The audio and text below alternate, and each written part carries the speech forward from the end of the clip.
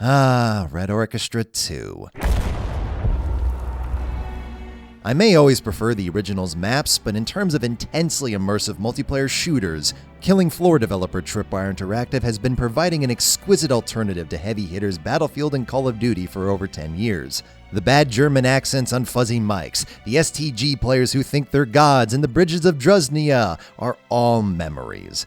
While I didn't utterly consume this game like some of my friends did, it still holds a place in my heart. But truth be told, it's actually stuck with me for one reason in particular, that being the comments, articles, and threads I see everywhere. Apex Legends, dead. Overwatch, dead. Rainbow Six Siege, a game that raised its all-time peak just this year, dead. It seems that whenever a video game's population decreases the slightest amount, doesn't generate Kotaku headlines per hour, or has competition, thousands immediately condemn the game to a coffin. But Sir Swag already made a great video discussing how utterly ridiculous that claim frequently is, so I'm not just here to mock. Instead, I'm interested in exploring how much a multiplayer's popularity actually matters. And Red Orchestra 2 is the reason I've thought about this for a while now, alongside Reflex, Halo 4, Wreckfest, Trackmania, and many more. See, Red Orchestra 2, back when I played it with a group of friends, was having a great day when more than 1,000 people were playing. During free weekends, it would occasionally boost up to 3,000 to 4,000, but rare was it for those players to stick around. There's lots of games, and of all the ones to play, Red Orchestra 2 and Rising Storm aren't exactly the most welcoming. So the game would routinely have 700 to 800 people during the hours we played, and considering the amount of games which dwarf this population being called dead, you'd assume that finding a match would be like downloading a Modern Warfare patch. And yet it never was. Dozens of servers would be available with a varying selection of maps to pick. The most frustrating scenario was having the top 3 servers be completely full with the next 6 having 20 players less. But not only are most of Red Orchestra 2's maps chaotic enough to engage 40 players, you and a group of friends hopping in would typically bring with it enough new people to put that server next to the top 3. 95% of the time, finding an ideal match in player count, map, squads, and game mode was a breeze, and never did the 1,000 player count impact my enjoyment of the game. And I've repeated this experience numerous times across a variety of games in budget, scale, and publicity. I did play Halo 4 at launch, but only to about level 40 or so. It wasn't until revisiting the game years later with a new friend after various patches, playlist updates, and new game types that I binged regularly enough to nearly reach max rank. And this was long after the game's infamous slump at launch. It was a shame to no longer see Halo dominating the charts like it used to, but not only would I argue that's more to do with the game's lack of features at launch than the gameplay itself, a habit 343 can't seem to shake, it again didn't notably impact my matchmaking that the total player count was 5,000 rather than 500,000. Big Team Battle, Free-for-All, Ricochet were all completely playable, with the only exception being from Recollection Dominion, and frankly I don't know why they didn't just slot that into the B2B playlist. And we've also learned since then, slotting individual game modes into dedicated playlists is inefficient. Games like Titanfall 2 were updated to have players select all the modes they enjoyed and search based off of that.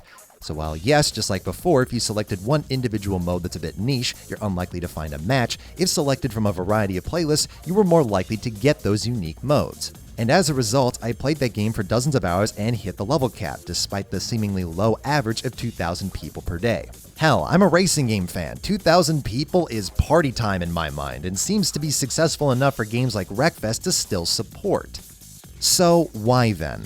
Why do people put so much emphasis on a game's population if there's endless examples of lower player counts not only being perfectly playable, but perfectly enjoyable? Well, despite admitting my biases up front, there are several ways a game's population does hurt an individual player's experience. Most obviously, population matters in some games more than others. Genres like MMOs, Battle Royales, or class-based team games are far more affected by a lower population than smaller-scale games or ones with less individual player influence. Despite a routine population barely hitting double digits, I've pumped many hours into an obscure arena shooter called Reflex over multiple years.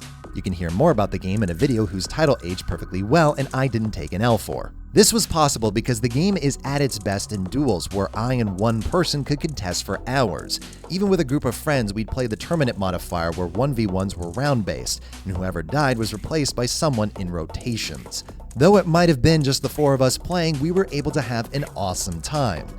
Unlike, I'm sorry Cliffy, Lawbreakers. That was entirely built around team modes, requiring a squad of players to use a variety of characters to win. These team modes and the mix of abilities, weapons, and styles is what separated the game from the usual Quake-based formula that arena shooters follow. But unfortunately, it meant that when the game's player base decreased, no other modes could pick up the slack. Players' choices were 5v5 or nothing. The game couldn't operate like an old-school Halo server where a 4-player free-for-all on Wizard becomes a 16-player CTF on Blood Gulch. And that's not a knock against Lawbreakers. The game was designed beautifully around its team-playing characters, but it just happened to be the type of game that inherently requires more to start matches with. Those same 4 people laughing over a match in the former wouldn't fill a team in the latter. That's one example of how low population impacts an individual. However, in essence, the issue is a player base being so low that a match can't easily be started, which would immediately discount the hundreds of games routinely labeled as dead. Finding matches in these games is as easy as finding a racist in Philadelphia, so while it's true to say that a game whose player count doesn't meet the minimum requirements to play matches is a dead game, that also kind of goes without saying. So let's delve into a less obvious example. One of the reasons Red Orchestra 2 was able to operate with a lower player count is that an individual doesn't have as much influence on any given match as other games. In arena shooters, for instance, players need to learn vital map pickups of complex interlocking hallways, jumps, teleporters, elevators, and floors. They've got to control power-ups that can turn the tide, rapidly flip between a large arsenal of guns, each with their own unique ammunition and resource and function, from hit scan to projectiles of various speed, weight, damage, and distance. All the while fighting enemies who take dozens of hits to eliminate with speed and momentum that's faster than most vehicles. In Red Orchestra 2, all players are vulnerable to one hit from a standard issue rifle. There's also a lot more enemies, with 32 players on both teams, and levels are designed to evoke the meat grinders that were trenches, choke points, and bases of the Second World War. Even Red Orchestra's most skilled players don't single-handedly conquer the battlefield, and that's by design. It just happens to be the skill curve isn't so punishing. The game's lower player count makes it impossible for opposite ends of the skill curve to coexist. Red Orchestra and Rising Storm don't need a ranking system, placement matches, or isolated sectors of the community to be enjoyed. Ironically, larger-scale games with a modest population manage to maintain said population. No one's experience in these games are being trounced upon to the point of being discouraged from participating altogether. Plus, the high-power guns and low-health enemies help level the playing field. If you can point and shoot, you can play Insurgency. If you've played Rising Storm for an hour, you can kill someone who's played for 1,000. Arena shooters, however, not only is there more complexity in moment-to-moment gameplay, but there's also a lot more punishment for failure. In Rising Storm, one death is a drop in the bucket, and loadouts keep your character consistently powerful. But in Quake, that death not only grants the enemy a point, it also means they're given the upper hand next time. You become a mouse who must slay the cat. Lower player counts in these games result in frequent occasions of less experienced players being pummeled with no room to grow, which itself creates a self-fulfilling prophecy. If the player count is low because people aren't being matched with others of their skill, then more people will leave from failing to find others of their skill until eventually only the most dedicated players remain. And it's hardly just arena shooters that are a victim to this. And sadly, it's a problem without an obvious solution. The latest game to attempt the arena shooter, Diabotical, has some interesting proposed solutions, including modes such as team-based insta-gib with crossbows rather than hit-scan rifles, more objective games, and 2v2 and 1v1s with limited arsenals in smaller maps.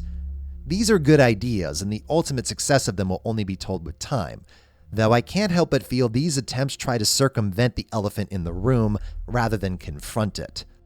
Finally, there's a point that can be the least or most important depending on which side of the coin you are. It's true that regular matchmaking games on Halo 4 operated without a hitch, but what didn't occur were the custom game nights of MLG matches, Barrel Blaster, or Infection on Foundry. Flipping through Bungie's favorites on the regular for all new screenshots, clips, maps, and modes, charging up the beaches of Forge World and a large-scale invasion map somebody spent hours constructing. Those communities absolutely existed, but weren't nearly as influential. It fell exclusively to the hardcore, where back in the day, almost everybody knew somebody hosting a lobby that couldn't be replicated. The Action Sack playlists do a great job of giving those wackier experiences to more players, but it's a lie to say it's the same as those moments that a large community can give you. And of course, it's these communities that give people experiences and careers beyond the game itself. I know I wouldn't have gotten my start the way I did without Halo. But maybe that's why hearing about other games being dead regardless of their validity, or people pointing to its population, inferring it's not worth playing because of it, irks me so much. The very games that dominate the charts today were themselves at one point malign, niche, or unique. Had those who pummel struggling multiplayer games do the same to the most popular during their infancy, they'd potentially suffer the same fate. Dead games are unavoidable. Unlike single-player games which can be discovered and enjoyed to their fullest at any moment in history, multiplayer games have far more variables, and sometimes they're simply stacked against the developer. It's why multiplayer games carry with them a courage I admire.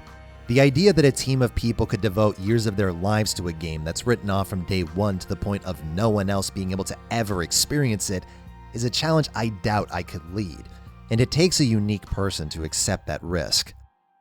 That's why then I didn't title this video Population Doesn't Matter, because of course it does. Video games, after all, can't be played without the player. Alone, the game ceases to function.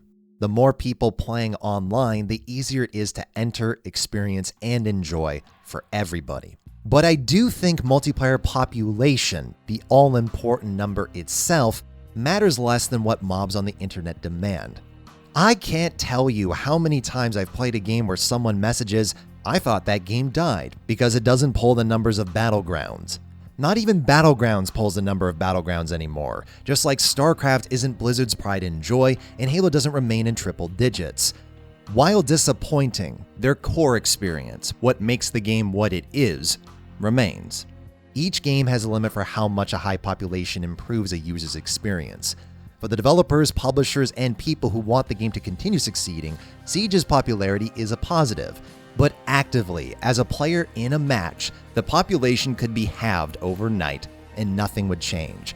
It'd generate headlines, fear in the community, and Ubisoft's egg basket would be rolling down a staircase, but in terms of filling lobbies, queue times, and variety of players, your average experience would be unchanged. Team Fortress 2 is as playable as it was 10 years ago, even with half the population. Niches like Mountain Blade and Wreckfest are perfectly approachable with their below 10k average, and some of the least played games and franchises on a platform can become dominant.